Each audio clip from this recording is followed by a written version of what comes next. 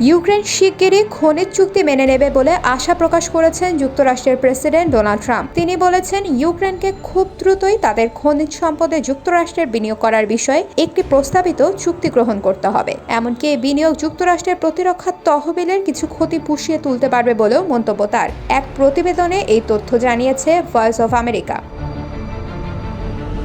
Oval অফিসে সাংবাদিকদের সম্ভাব্য চুক্তি সম্পর্কে প্রশ্নের উত্তরে ট্রাম্প বলেন, তারা আশা করছেন অল্প সময়ের মধ্যে একটি চুক্তি সই হবে। এর ফলে যুক্তরাষ্ট্র 40 থেকে 50 হাজার কোটি ডলার ফিরে পাবে। ট্রাম্প আরও বলেন, এটি একটি বড় চুক্তি, যা অনেক আগে সই করা উচিত ছিল।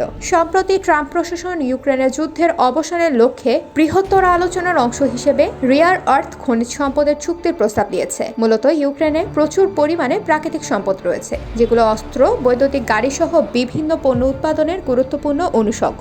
এসব সম্পদ বিশ্বের সব জায়গায় পাওয়া যায় না, এগুলো আহরণ করাও সহজ নয়, তাই সম্পদগুলো বেশ মূল্যবান।